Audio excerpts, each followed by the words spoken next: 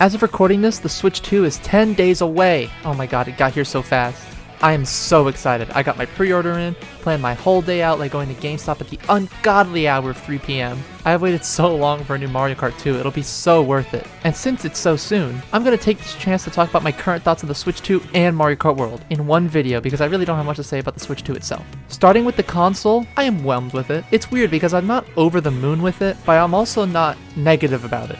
A perfect meh. I think it's due to the fact that the UI is nearly one-to-one, minus some changes. So from an interface perspective, I feel like we aren't evolving enough. However, the changes they have made are so nice. My personal favorite is how the NSO icons, when you choose a game, are now round. So if you have a border, the background doesn't just clip through it. Yeah, I know this is minor, but it bugs me so much on the first Switch.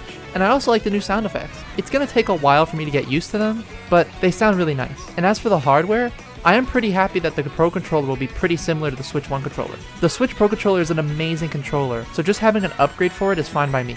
Ignoring the mouse in the room, having a bigger button to take off the Joy-Con is a lifesaver. I lost the little button from one of my Joy-Con and it's so annoying to try to take that out of the Switch. The L and R buttons being raised even without the straps is perfect. I got kind of annoyed having to put on the straps and then they were really hard to take off sometimes. So I'm hoping these are a little easier.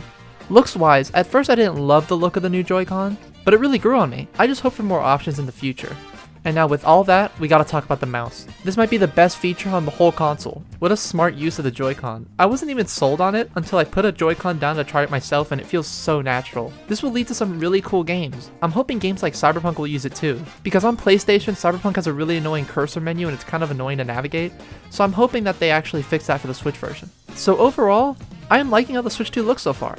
I'm really excited to see it in person since it's really hard to judge the size by pictures, so here's hoping it's not the size of a giant boulder. I am a bit bummed it's not as different as it could have been, but I can accept it. However, I gotta say, I am so relieved that Nintendo has actual power behind it again. It was clear some of the developers were really struggling with Switch 1. I need to see what Monolith Soft can do on this console. If they were able to get Xenoblade X running on the original Switch, they can do anything. And that's all I really have to say on the console itself. The price is fine, it looks powerful, it's a Switch Pro with a mouse, and I'm really excited. Especially doing my first Nintendo console midnight launch, I just kinda wish it was changing more. Also, game key cards suck, but that's on Nintendo for not having smaller cartridges. At least the Nintendo games in Cyberpunk will be all one cart. Speaking of carts, Mario Kart. Oh my god, I have been waiting for this for a decade, it's been excruciating. I love Mario Kart 8, and the Booster Course Pass is a nice distraction, but I really wanted to learn a whole new system. And Mario Kart World looks like just what I wanted. A whole refresh on the formula with a bunch of new mechanics. This game made a crazy first impression, both good and bad. To get it out of the way, $80 is expensive, yes, but if it's worth it, it's worth it. I'll get my money out of it. Besides that, let's start with how the marketing has been. The game's big gameplay reveal was so good. We saw a lot in that first trailer, and maybe it was too much. Not only did we see nearly every track, but every character, the free roam, the connecting tracks. It felt like they were showing so much that there had to be more to hide. But the Mario Kart Direct came and went, and if you want to know why I never uploaded a reaction to it, I don't really like battle mode, and that was the only thing announced in 15 minutes. Did you really want me to scream for photo mode?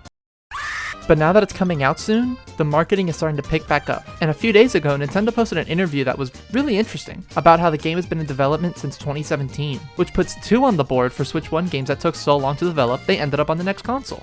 I've even started to get ads on YouTube for it, but it's not really getting me more excited, because as excited as I am, with how little new that's been shown in the months since the game was revealed, it's really let me down with how much content's in it.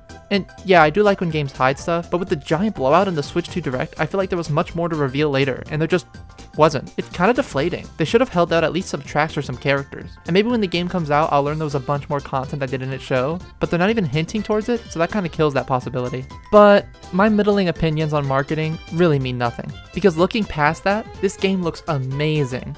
The roster is great.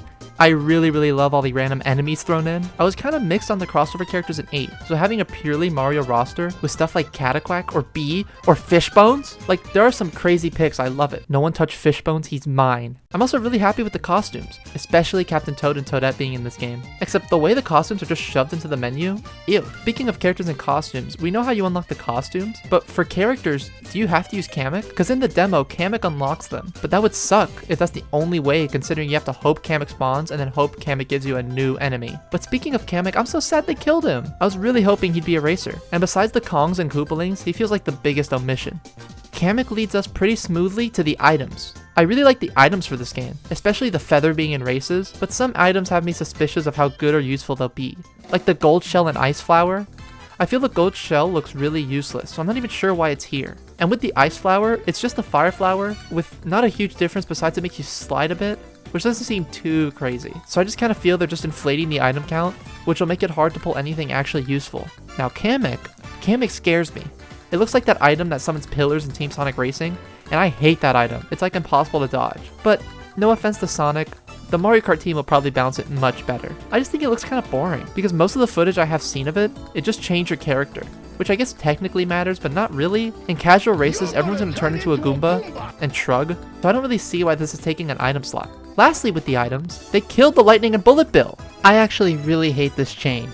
It feels like it's just hurting casual players. The Bullet Bill nerf is not super crazy, but not doing damage does hurt it a lot. They massacred Lightning though. Now it just spins everyone out for a second. Welcome back, Pal Block. And that sounds good, but it really sucks. Because now if I'm way out in front, I'd be really hard to catch up to, compared to when it used to shrink me for a while, which means that people can actually catch up to me in time. Hopefully in practice it'll be more balanced, but it's something I'm extremely worried about. Now before I wrap this up with the courses, let's have a little lightning round. First, the modes. Obviously the classic modes will be good. I like the Grand Prix changes, but I have to talk about Knockout Tour. That is an awesome mode to add. I can't wait to play it. I would have preferred if the other players could still play as ghosts and affect the race or something. Like imagine getting unlucky and you just have to stare at the screen like... The graphics of the game look really nice. I don't think they're perfect, but overall, the game looks really great. And the character models are amazing. The carts themselves are really cartoony. I love how they look. And cart customization is gone, which is good for me. I kind of prefer just choosing the carts anyway.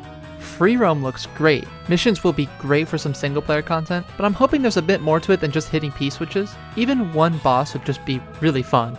The soundtrack sounds great. I've been hearing it from really bad reduced vocal uploads on YouTube, and god, some of this music will be transcendent in high quality. The Mario Kart band never misses. And finally, to end the lightning round, I don't like battle mode that much, so I'm not pressed about it, but I don't like how some maps are just parts of racetracks. How many times do we have to teach you this lesson, old man? Speaking of the tracks, I haven't seen a lot of the footage as I'm trying to avoid spoilers, but from what I have seen, the courses look really fun. Sky High Sundae becoming good is nice, but why didn't Piranha Plant Pipeline come back? What the hell, that's like the only track that never came back from tour. It's gonna die, save it! Also, why did Moo Moo Meadows come back? I've been playing this course for a decade. I don't want to play it more. And I know you're gonna say, oh, but the Moo Moo Cow, add Moo Moo Farm! My favorite so far of the new tracks is that Space DK one. It's such a cool idea. The Bowser's Castle for this game looks really interesting from what we've seen. But I have to mention my two favorite tracks coming back. I cannot wait to replay Toad's Factory and Airship Fortress. I have waited so long. It'll take everything in my power to not just play those immediately upon loading up the game. But they didn't bring back the Toad sign, never mind, pre-order cancelled.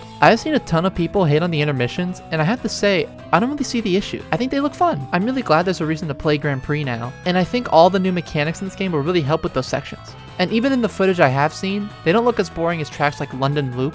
My only real problems with the tracks is the fact that 2 repeat and Moo Moo Meadows is here. For a game I've been waiting so long for, I was kind of hoping for more tracks than 32, let alone only 30 unique ones, but I'm sure they'll deliver.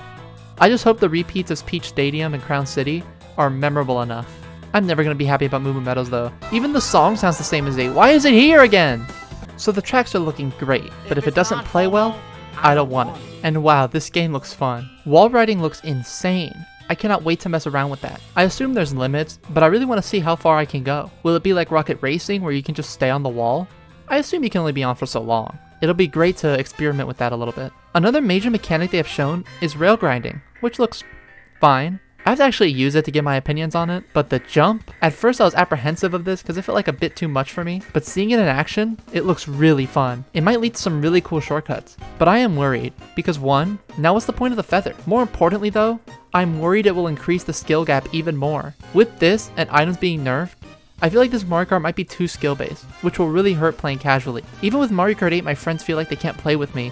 Imagine when I start jumping. Honestly, besides the lack of 200cc, that might be my biggest worry. Part of what's great about Mario Kart is that anyone can win, but if that's not really true in this game, that would kind of suck. But I think this is something I just have to find out when the game comes out. All in all, I think the mechanics of this game look great. It was a giant overhaul, so I'm excited to learn it all. I just worry it may raise the skill ceiling a little too high. But before I wrap it up, I want to go over some small little things I couldn't find a place for. But before I do, I want to say that isn't it kind of crazy by the next time I upload, the next Nintendo console will be out? My next video will definitely be a review of it and Mario Kart, so if you are interested, make sure you subscribe so you see when it's uploaded. I felt so dirty doing that. So now the small little miscellaneous stuff. I really like how the carts bump into each other really cartoonishly. That combined with the art style makes it feel like I'm playing wacky races. Speaking of cartoon, I do really like DK's new design. I'm still getting used to it, but I think in time, I'll definitely see it as just fully better than the rare DK design. A small thing I couldn't find a place for is the menu, because it's pretty disappointing. I get why it's like that, so you can just go into free roam, but I kinda prefer the Mario Kart 8 JPEGs. They were just more appealing than what we have. A small feature I'm super happy about is the car sticker customization. They revealed it in that interview we discussed earlier, and it reminds me of the DS emblem editor. I love little customization options like that, so I'm excited to make my car look like Fred. At the end of these kind of videos, I usually like to give my hopes, but honestly, they've already revealed everything. Besides Rainbow Road, I think we've seen every track. It's kind of disappointing, but I get with the open world thing, the demos would have just shown all the tracks anyway, so I can't be too mad. I guess my only real hope is Rainbow Road being better than 8. And please bring Toadsworth back, please, I beg you! And that about covers my opinions on Mario Kart World. Don't let my worries fool you. I'm so excited for this game and I'll be playing so much of it. And while I do have some reservations, I know without a doubt that this game will be excellent. I'm honestly more excited for Mario Kart than the console, which is kind of funny to think about. I'm just really happy that the Switch will finally run games. Have you ever tried to run Security Breach on this thing? So that's all for now. If you enjoyed this, feel free to leave a like. They make me and the algorithm smile. Oh my god, I did it again. And let me know, what about Mario Kart on the Switch 2 has you most excited? For me, it's definitely gotta be Welcome Tour, let's go! Same team as everybody wants to Switch. If Nintendo doesn't bring back Horus, the Switch 2 will fail! It's over, isn't it? Isn't it? Isn't it over? It's over, isn't it? Isn't it? Isn't it?